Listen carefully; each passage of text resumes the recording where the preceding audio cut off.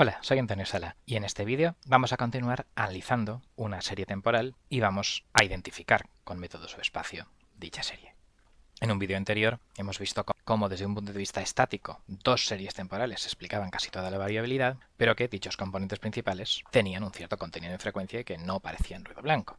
Las propias variables de la serie temporal efectivamente tenían dinámica de baja frecuencia y dos de los cuatro componentes principales efectivamente tenían esa dinámica. Y podría haber algo de dinámica de muy baja frecuencia de los otros componentes. La cuestión es que esto nos pedía identificar una serie temporal dinámica y también, haciendo lifting, alargando no solo una muestra, sino con muestras pasadas y formando una matriz de datos extendida, veíamos que 3, 4 o 5 combinaciones de las medidas en un instante e instantes anteriores podían describir bien lo que estábamos viendo. Podría haber una dinámica subyacente de orden 3, 4, 5 y eso es lo que vamos a ver a continuación. El comando que vamos a gastar es Numerical Methods for Subspace Identification, que identifica modelos discretos en representación interna. Formo los ID data adecuados del System Identification Toolbox, cogiendo o bien todo o bien para diferenciar en un subconjunto de datos de entrenamiento de D y otros de validación de DVAL, pues los primeros 750 de entrenamiento y los últimos 250 de validación. Entonces ahora voy a guardarme el fit de identificar los modelos desde orden 1 hasta 6. Si me guardo ese fit y lo represento en un gráfico de barras, el modelo de orden 1 identifica bastante mal las salidas 1 y 3, pero a partir de orden 2 ya identificamos decentemente y desde luego a partir de orden 3 apenas hay mucha diferencia, como mucho un poquito en el salto de 3 a 4 en las salidas 2 y 3. Entonces pues parece que esto pide que nos quedemos con un modelo de orden 3 o de orden 4 de esta dinámica. De hecho, si ejecuto el comando n4sid pidiéndole un vector de órdenes, entonces internamente hace ciertas descomposiciones en valores singulares y recomienda orden 4. Bueno, pues eso haremos nosotros. Nos quedaremos con un orden 4, pero en fin, si estos fits un poco los comparo con los datos de validación para comprobar que efectivamente no hemos sobreentrenado demasiado, pues vemos que el modelo de orden 1 es muy diferente al resto. Algunos errorcitos hay en el modelo de orden 2 y que a partir de orden 3 prácticamente todos son indistinguibles. Entonces, bueno, ese orden 3 orden 4 estaría decente. Como las opciones por defecto de MATLAB recomienda orden 4, pues nos vamos a quedar con esa recomendación de orden 4. Y ahora pues yo voy a utilizar todos los datos para ajustar este modelo y aquí tenemos, el resultado es esta identificación de un modelo en espacio de estados con esta estructura. La matriz D, digamos, la matriz de ruido a salida es la identidad, es la innovación y ese error entre lo que debería medir la predicción y lo que realmente mido se mete multiplicado por K en la ecuación de la dinámica. Entonces, bueno, pues aquí sale una matriz A, una matriz C, K, etcétera.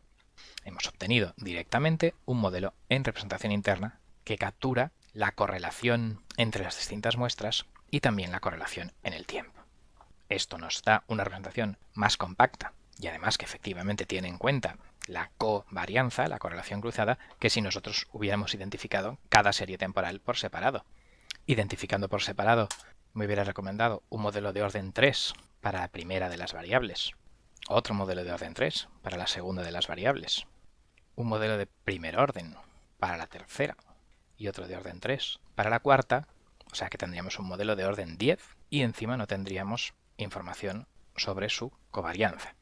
Obviamente esos modelos hubieran podido ser en función de transferencia, con algún tipo de modelo autorregresivo, ARMA, etcétera, pero la cuestión es que la representación interna, subespacio, pues me da una representación muy compacta, de orden pequeño, que explica casi toda la variabilidad, cruzada también, las correlaciones entre unas y otras en distintos instantes, y por lo tanto, al igual que en el modelado de sistemas deterministas, pues en el modelado de series temporales o de sistemas sujetos a ruidos multivariables, utilizar la representación interna es una opción bastante recomendable. Vamos a comprobar ahora que los residuos de este modelo de orden 4 se parecen al ruido blanco. En efecto, esos residuos, el comando PE, Prediction Error, pues me da esto de aquí, sí que se parece al ruido blanco, y para comprobarlo, si calculo yo la correlación entre un valor de este residuo y valores en diferentes instantes, efectivamente, el comando resid, pues sí que me lo da que parece un ruido blanco. Si hubiera cogido otro orden, por ejemplo orden 2, entonces aquí se empieza a ver cierto color en frecuencia quizás y efectivamente la correlación entre el error en un instante y error en otros ya no es ruido blanco. Aquí hay dinámica que no hemos modelado. Volvemos a 4. Aquí tenemos el residuo más o menos ruido blanco. Quizás aquí quedara un pelín que podríamos ir a orden 5, pero vamos, como el compare apenas había diferencia, lo vamos a dejar en 4, que es lo que recomendaba el propio comando de MATLAB. Claro, en rigor también habría que comprobar que no hay correlación cruzada entre los residuos y que cuando este es alto, pues este otro es alto un cierto tiempo después. Bueno, pues si lo queremos hacer todo completo, incluyendo los cruces, los 4x4 de 16 diagramas, pues entonces en vez de 4, los 16 diagramas serían con el comando xcov y ese plot lo tendríamos aquí. Y bueno, pues vemos que aunque efectivamente puede quedar algún residuo de dinámica por aquí, pues tampoco es mucho más alto que el suelo de puro ruido. Es esto de aquí. Y entonces vamos a continuar con orden 4 porque las correlaciones cruzadas no nos han dado ninguna sorpresa. Bien, pues ya tenemos lo que sería la identificación de este modelo. ¿Para qué podemos gastar estos modelos de serie temporales en espacio de estados? Bueno, pues lo podemos gastar, por ejemplo, para extrapolar.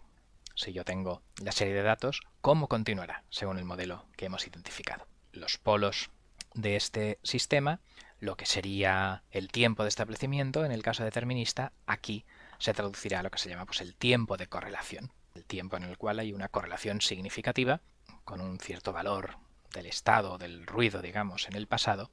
La fórmula del tiempo de establecimiento de 3 entre el logaritmo del polo, el del 95% este, pues da un tiempo de correlación de 26 o de 80 muestras.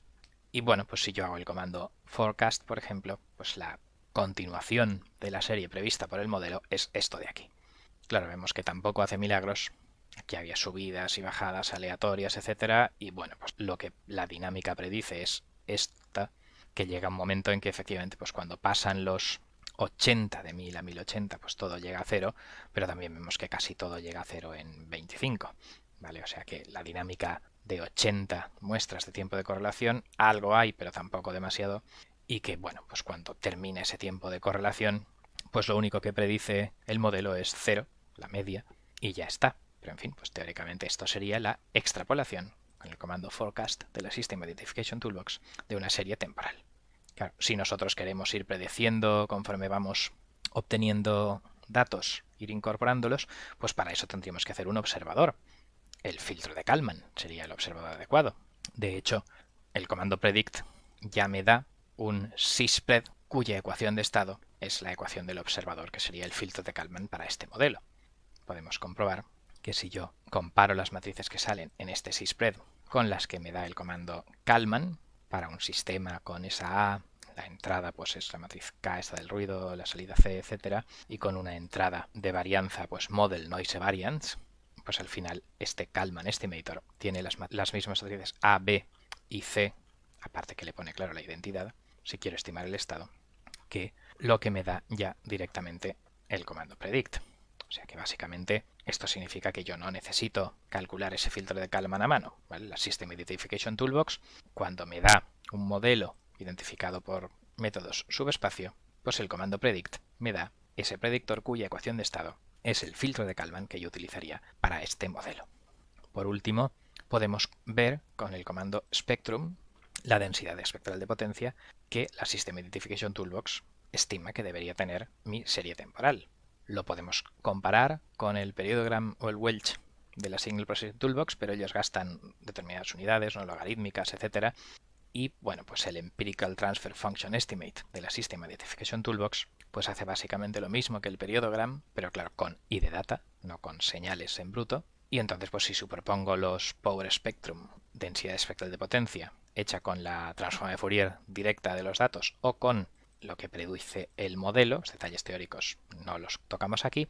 Bueno, pues la cuestión es que aquí tenemos que la transforma de Fourier en bruto sujeta a ruido predice estas líneas azules y el comando spectrum pues predice en la diagonal la densidad espectral de potencia que deberían tener esas cuatro señales, y lo que es importante y que no hace el análisis monovariable es que también predice cómo la covarianza se reparte en la frecuencia. De manera que habrá señales que puedan ser más independientes a unas frecuencias que otras, y esto lo daría aquí. Bien, pues esto es todo. Vamos a concluir. En este vídeo hemos visto cómo a partir de unas ideas basadas en el análisis de componentes principales con lifting, se desarrolló una teoría de identificación subespacio. Hemos explorado este comando de MATLAB, Numerical Methods for Subspace Identification, y con su salida hemos comprobado que los residuos parecen ruido blanco para el orden elegido. Hemos usado ese modelo para extrapolar, donde el tiempo de establecimiento de los polos lo hemos asociado a lo que en estadística denominarían tiempo de correlación.